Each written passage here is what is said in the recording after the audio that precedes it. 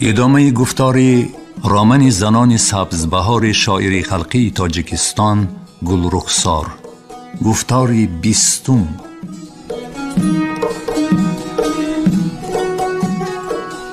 یکی غالب دیگر مغلوب به یک دیگر خاموشانه نگریستند. تاش به نگاه مویسفید تاب نآورده چشم پوشید. او که از پشت دروغ بسیار نان خورده بود، این بار هم از دروغ خود فرو خواست، زیرا دیگر اسلحه حفظی تن نداشت. بین دوستهای لعنتی مرا به چه حال انداختند. نالش کرد مردک، چشمانش را به زور گشاده. تو را خدا آورد پدر، آنها 3 نفر بودند و من تنها. دید که نالش و زاریش به مویسفید تأثیر نمی کند. مردم، از دل گذراند او، اما به تقدیرش هنوز تن دادنی نبود. خدا غمی بچه های مرا خورد، گفت. نالشش را بلند کرده و رحم مویسفید را آوردنی شده. مویسفید را گویا دلش از سنگ خارا بود که بی پروا با استهزا به عرض مردک مسلوق گوش میکرد و چیزی نمی گفت. مرا اصلا نمی بخشد، اندیشید تاش. اما هنوز از سادگی مویسفید و عیاری خود امید داشت. ارا لازم پدر قیامتی، حق خدمتت را دهشن میگردانم. نه. با دستانش سری کفیدهش را داشت مردک حقیر. مویسفید عصای بسری سخت تاش شناس را بلند برداشت. نزن مویسفید، نزن، میمورم، به خونم ضامن نشوی، فغان کرد مردک. مویسفید عصایش را پایان کرد. سپس تگی بینی مردی حقیر کفش را کشاد. مدیر بند کلیدهایش را دیده شخ شد. مویسفید کلیدها را بر روی خونشار مدیر زده با نفرت گفت: خدا به جای من جزای تو را داده است. تو را باید در کلبید حولیم آویزم، اما حقم می رود. هیچ قرض به قیامت نمانده است. یگان روز حسابی می کنیم. پسرم از جنگ برگردد، خانه پری را به 7 پشتت توبه می دهد. فاسق، تو هم زن و دختر داری. اگر از خیانت کردگیت به سایه تنت گپ زنی، خبرت تا گریهی لاکی می کنم، زنده تگ خاکت می کنم. مویسفید نفرتش را با توفی کرایی بر روی تاش تپک کرده رفت. دلی عاشق ناکام که صدایش را می شنید، سینه‌اش را ترک کردن می خواست. مردک ترساندید، ترک وطن کرده است، گفت تبسم کنان خلیفه بابا به زیبا. یک شب و روز شد، درکش نیست، گم شده است، نشانش در هیچ کجا نیست. او را پیدا کن بابا، دستانم میخورند. گفت جدی. زیبا که خود را نیز در خانه ویرانی نقره عیبدار می حسابید. واقعه را به تمام سبزبهار باد نداده خودش به خانه آنها می رفت. کار به طلاق و جدایی نمی رسید. چیکار کنیم بابا؟ او را یافتن در کار. در سبزبهار و جوگی نیست. در پونبچی می بود می آمد. عجبا، گویا او را زمین کشیده است. گفت زیبا که از گم شدن مدیر انبار تشویش شده. تا گلزار روم؟ پرسید مویسفید. برای چی به گلزار؟ پرسید زیبا. بعد سببش را میگویم. پرمعنا سلفید مویسفید. زیبا مویسفیدی همیشه با ملاحظه و اسرار پوش را با نگاه حیرت گسیل کرده جانب درافگرها گشت. درافگرها بحث مبحث درو میکردند. یک سبد سیبی از باغ کالخاص فرستاده را در دم تاراج کرده سبد خالی را به پسرچه برگرداندند. آنها دست جمعی می درویدند و سرود می خواندند. 4 مغزکی 4 قوشه مرز گندم، بچه مردم چشمی سیاه تا گردم، ترسی پدرم نباشه شرم مردم، پروانه شوم گردی سرت می گردم. دستم گلی یا دستارم گلی، رخسارم عقیق یا میژگانم گلی. روز چاش شده بود. درافگرها به قول خودشان به آبچینک برآمده گروه گروه زیر سایه درختان غنچه شدند. بچه ها از چشمه با نوبت آب می آوردند. کوزه ها دستی به دست می گشتند. زیبا از دور خلیفه بابا را دیده ناعیان از جا خیست. بهانه کنان از شاخ سیبی یابایی سیبچه را کنده با آستینش پاک کنان گزید و به موی سفید نزدیک شده نگاه سوالش را به او دوخت. او را از راه گلزار غرق خون یافتیم رئیسه. خبر آورد موی سفیدی همیشه به ملاحظه. غرق خون؟ آوازش را بلند کرد زیبا، اما سویش نگریستنی درافگرها را دیده آهسته پرسید: زنده است؟ زنده، گفت موی سفید. شبانه از پی دزدان دویده به سای افتاده است. رنگ بین و حال پرس. رویش سیاه، یگان حیله کردگیست. در گلزار از کجا دوست؟ یگان علاج یافتن در کار. مصلحت آمیز، گفت موی سفید. رفتیم. خودت با نقره گفتگو کن. مردک را به خانه‌اش راه نمیدهد. چرا راه نمیدهد؟ هوش دارد؟ حیران شد زیبا که نمیدانست به حال مردکی معیوب دلسوزی کند یا شادی. نخواد سببش را نفهمی. آنها نامحرمند. مردک به چنین حال پرتافتن وبال است، عیب و شرم است. خوب یا بد پدری فرزندانش است. مبادا زنها خبر یابند برابر پیشانده مردک را میمون میکنند. رفتیم دخترم. با نقره گفتگو کن. گپی تو را نمیگرداند. زاری کرد پیری رحمدیل. تاش چی میگوید؟ پرسید زیبا. مردک 100 بار راضی است. خودم آنها را نکاح میکنم به شرطی که زنک راضی شود. نقره را مجبور راضی میکنیم. گفت با باوری زیبا که طرفدار آبادی خانه نقره بود. هرچند با شوی فاسقی او نه تنها در یک دیه بلکه در عالم نمی گنجید. خیریت کار به حلال نرسید. در این زمان ولنگار خانه یک مسلمان آباد شود عجب کار خوب می شود، گفت موی سفید. رئیس جماعت پیش موی سفید از پسش سوی دیه روان شدند. زنهای سبزبهار از تماشای یک صحنه عجایبی زندگی بی نصیب ماندند. زنهای رحمدیل تاش را که قسمت سزاوار جزا داده نزد زن و بچه هایش برگردانده بود ناچار بخشیدند.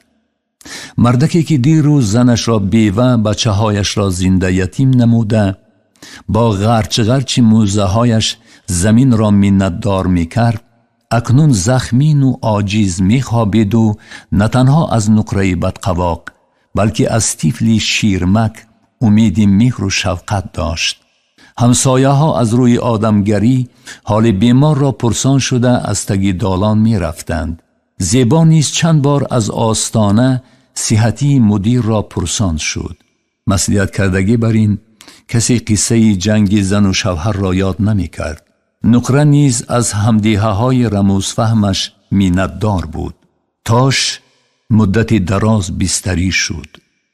نقره در خرمه به درفجا شوربا برد و مردم فهمیدند که تاش به پا خسته است. به قول مرجان پهلوی استخوان‌های آخون یک قبر جا خالی مانده است. زنها طبق نیم شده را دلکشال نزد بچه ها گذاشته کمپیر عسل را خواهش کردند که دعای عافیت بیمار را بکند. کمپیر نه به طبق دست برد و نه دعا کرد. وی طمعی دهشتناک مردک را خوب در یاد داشت. مرجانه ناعلاج از نام همه دستی دعا بالا کرد تا آدمی زاد به یگان بلا گرفتار نشود به قدر همدیگر نمی رسد.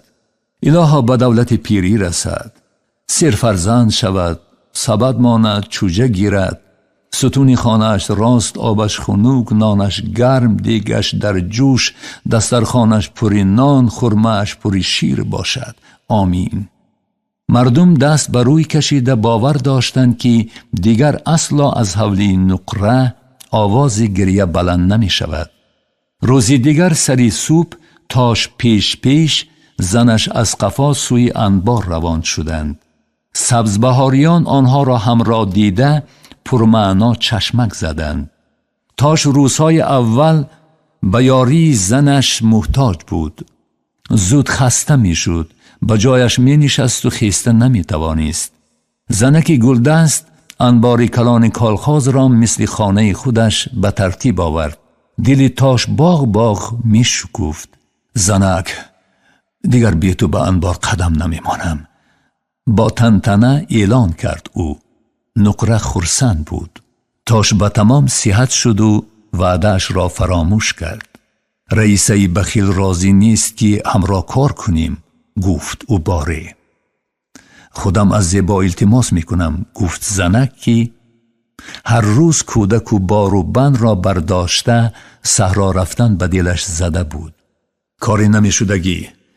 غضبش را به زور نگاه داشته گفت تاش. او خوب میدانست که اگر نقره یاردمچی او شود، زیکه را دیگر از موری هم دیدن نمیتواند. نقره سوی خانه زیکه ناعیان نگریستنی شویش را پی برده نمایشکارانه در انبار را سخت پوشید. جان مردک به حلقش رسید، اما سیر بای نداد. آچه بچه ها، من از تو ریزا اکنون داست را گیرو نزدی درفگرها رو. خوب نمی شود. ما از کی بالاییم که نزدی کودکانمان خوابیم و دیگران در کوه پوشته. تکلیف شوهر به فرمان مانند بود. این فرمان را زن آن وقتی شنید که رئیس و رئیسه به خاطر امنیتی عائلوی به او در انبار کار کردن را اجازت داده بودند. زیکه ماری آبی از شب درو آمد است. زهر زد زنک. مردک خاموشی را اولاد دانست. نقره نه آن روز نه روزی دیگر فرمان شویش را اجرا نکرد. تاش با او ناگپ شد. کاش می مردی، علمت را نالیده خلاص می شدم.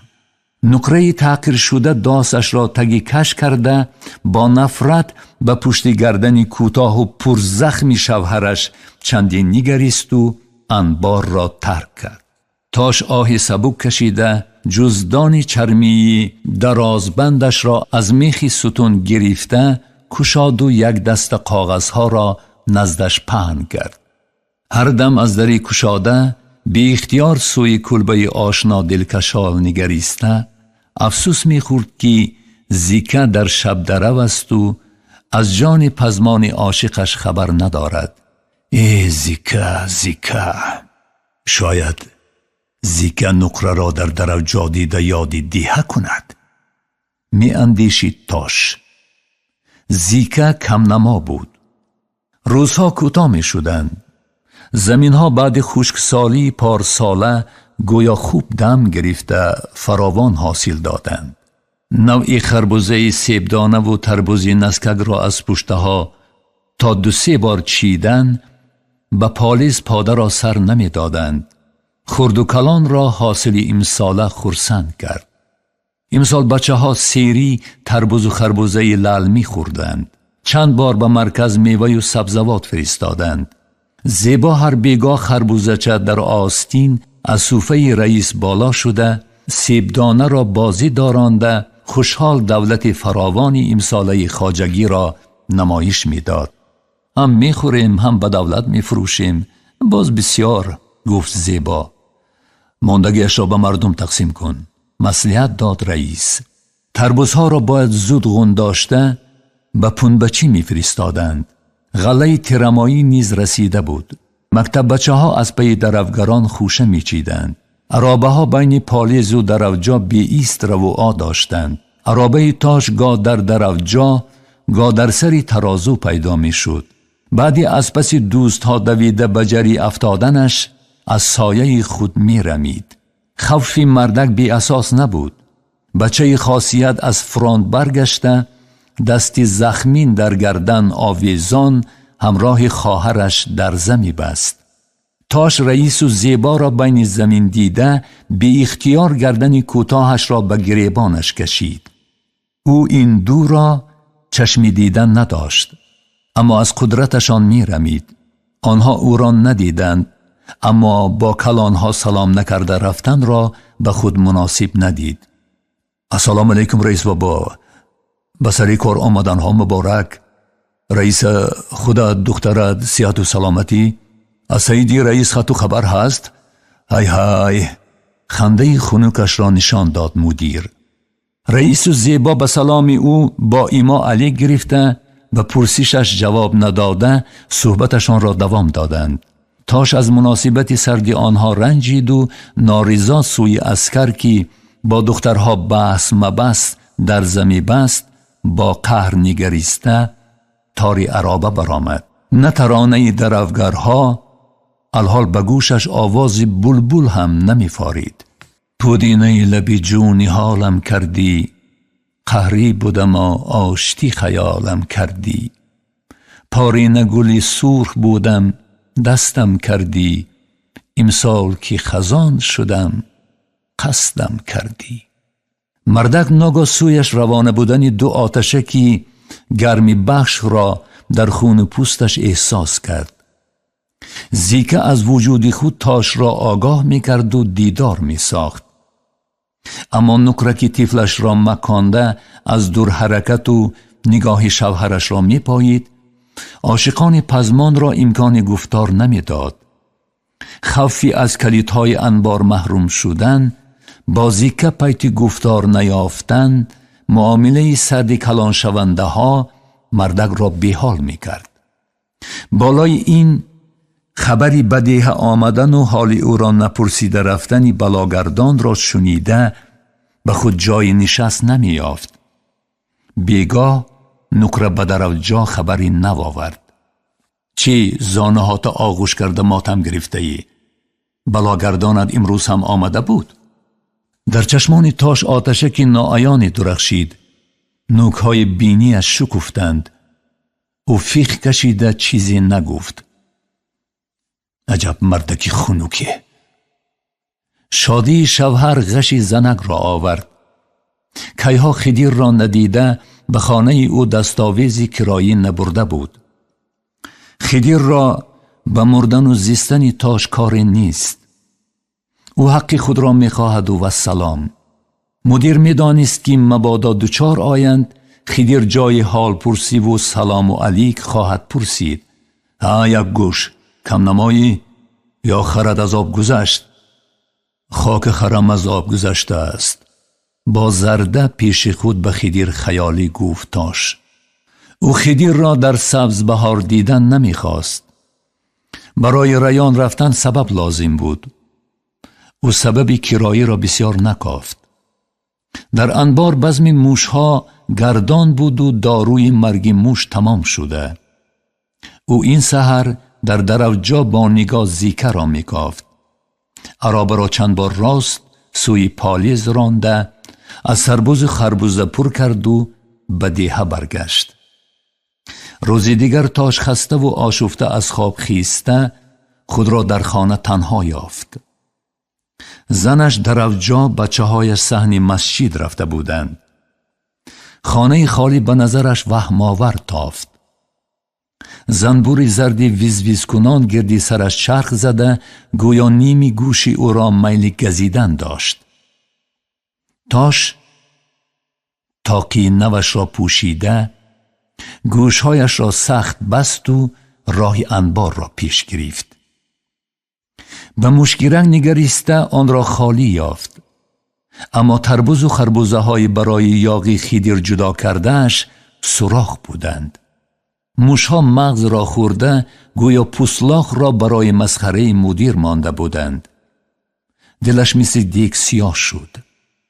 اگر به پنبچی نرفتن ممکن می بود اصلا نمی رفتم. حسابات 10 روزه خواجگی در جیبش بود. می روم و زود برمی گردم. خود را به کسی نشان نمی دهم. قرار داد در دیل. بدری انبار قلف زدنی بود که آواز آشنای نرم و شیرین ملامتش کرد. در هر سری شاخ سیب سرخ بسیار عیب، گرفتنی سیب سرخ زور ای بچه. تاش هرچند کیها انتظار دیدار بود سراسیمه شد. باز کلمش پیدا شده است.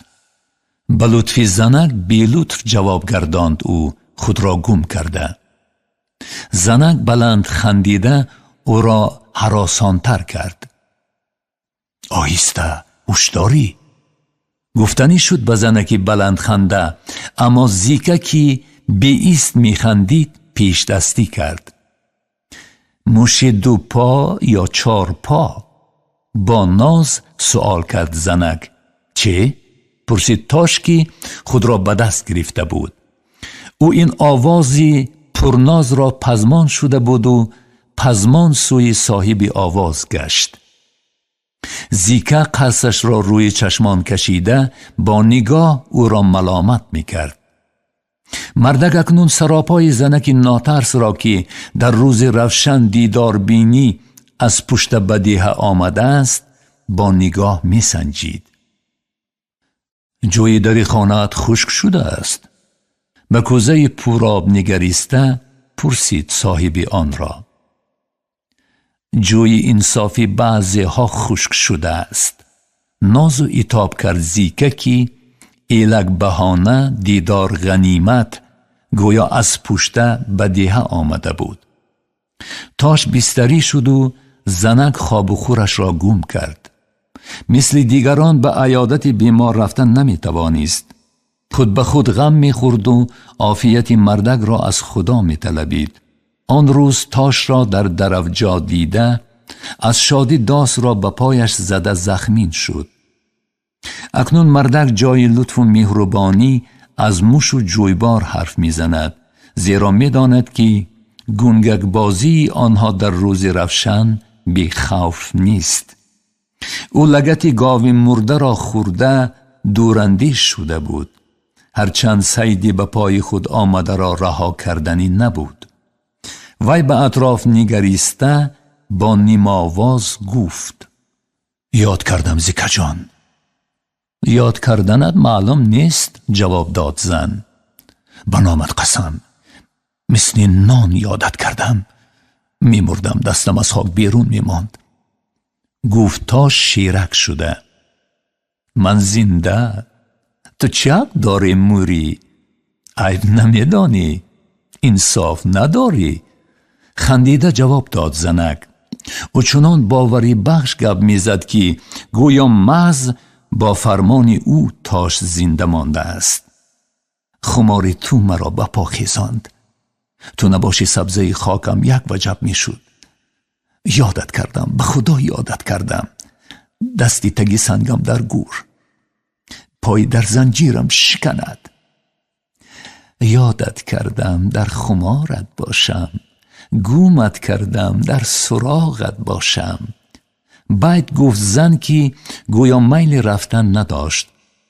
مدیر کلیدها را بازی دارانده گفت. گومت کردم کدام گوشه در بزنم. زردابی دلم خون شده است، جر بزنم. زردابی دلم کی جر میزنی زیکه بانو؟ زردابی دلی من کی جر میزند؟ پرسید زنک. در زردابی دلت مرم زیکه بانو. این دم دخترچه زیکه بزغاله را پیش انداز کرده از نزدشان گذشته رفتنی شد. اما کوزه پرآب مادرش را در آستانه انبار دیده آن را برداشته با خود برد. مثل مادرش از بلا نمی ترسد. گذشت از دل مردک. می ترسی بچه؟ البته می ترسم، نترس و خندت خور، گفتنی بود او. اما غرورش بالا گرفت که گفت. امشب درد را نمراغ مان. شب درم می روم، گفت زنک. صد حیف. افسوس خورد مردک. کلمش بسیار شده است گوی. از موش می ترسم. کوزش را برداشتنی شد زیکه، اما آن را در جایش نیافته خوشحالانه تبسم کرد. موشهای تو عسل و نخود هم می خورند؟ پرسید زنک. چیزهایی در کاریت را از جای پیشتر پیدا میکنی، گفت تاش. زنک اشوه کنان روان شد و دل مردک به تپیش در آمد. اون نمیخواست سیدی با پای خود آمده چنان آسان از دست رها یابد. زیکا آیسته جیغ زد او. یگه فراموش شده است. زن ایستاد. تاش با پنجه های لرزان قلف را گشاده زنک را درون انبار کشاله کرد. مردک از رفزنه کوچه را خالی دیده در را گشاد و زنک را گسیل کنان مهربانانه گفت: از پنبچه چی بیارم؟ کفش چکی، سوزن و رشته، قند و صابون. غمزه کنان گفت زنک سوی خانه شتابان: جانم از تو دریغ نمی دارم. وعده کرد تاش که نهایت خوشحال و دلگشاد شده بود. او گویا بار وزنینی را از دوش افکنده باشد سوی پنبچی سبک راه گرفت. طغیان احساسش رهاره پس شد و خود به خود شورید. کور یک بار بچا می افتد. تو چند بار افتادنی هستی؟ کی از بحر این زنک می گذری؟ از جانت نمی ترسی؟ ای های، همین قدر هنر داری خانه شیری میدان غریب. خیالاً شونی تنه زیکرا. مردهایی هستند که چند زنی قانونی دارند و چند دلبری دلخواه، از کسی نمی ترسند. شیخ از بیهنری گفته است که خانقا تنگ. بیهنری تو. کی بیهنر؟ هنوز نصف هنرم را نشان ندادم. بیهنره؟ تا شورید خود به خود. کتلی بلند را برآمده بازی دلش را حس کرد و پایهایش بیمدار شدند. به تخت سنگ رسیده آن را آغوش کرد. رویش را به سنگ سرد گذاشته دمی آرامید. زیکا در نظر خیالش پنهان و عیان می شد. این زنک روز سرت را می خورد تاش، گفت خود به خود. اول گفتگو، سپس صدای سومی اسب را شنیده به راه نگریست. دو سواره بحث کنان می آمدند. تاش یاغ خیدیر رو رئیس کالخاز را شناخته خود را پسی خرسنگ گرفت. سواره ها گویا قصد کرده باشند نزد خرسنگ از پایشان را قرار داده آوازشان را بلندتر کردند. وقتی کار از کار گذشت به یاد شما یاردمچی و حشر می رسد. رفیق حسن. پیشتر فکر کردن لازم بود، گفت خیدیر. رئیسی لنگ را او کی هاست که اسب سوار ندیده بود. نه، او حالی نمی مرد. خود به خود اندیشید تاش بی اختیار. یاری داده می توانیم به شرطی که حشرچیان را به آب و نان تأمین کرده جای خواب دهید. یاردمچی نه مهمان می آید گوی، یاری این خیل نمی شود. وقتی ما را مجلس و تفتیش های زیاد گرفت چونین نمی بود خودمان علاجه می کردیم. اکنون که برف تا دامن کو فرآمده است و حاصل خفی نابود شدن دارد، مسئله چی بسیار شده است. یکی اش خودت. با شما سبزبهاریان گپ فهماندن امری محال. بیهوده آمدم. ما هم از آمدن و رفتنی بیهوده بعضی رفیقان سیر شدیم، گفت حسن. مرا حرمت نکنی، پرتیه را مجبوری باید حرمت بکنی. برای من یاغ خیدیر پرتیه نیست، گفت رئیس. حاصل امسال تلف شود با تو دیگر خیر گفتگو میکنم. گویا گپی رئیس را نشنیده باشد آوازش را بلند کرد نایب رئیسی کامیجرائیه. چی نامعقولی از دستت می آید بکن. حسن رضا اسبش را قمچین زده رفت و خیدیر بین را مستر ماند. اسبش در جایش جوازک می رفت. دل تاش به حال نایب رئیس سوخت. حسن رضا با دومی شیر بازی می کند. در دل رئیسی زخمین را که مهمان را نه تنها بدیه تکلیف نکرد بلکه بین راه به معنی از کجای آمدی همانجا رو گذاشته رفته بود ملامت کرد.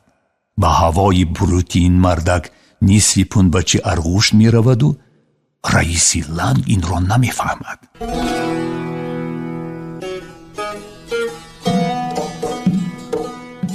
انجام گفتاری 20 رامن زنان سبزبهاری شاعری خلقی تاجیکستان گلرخسار.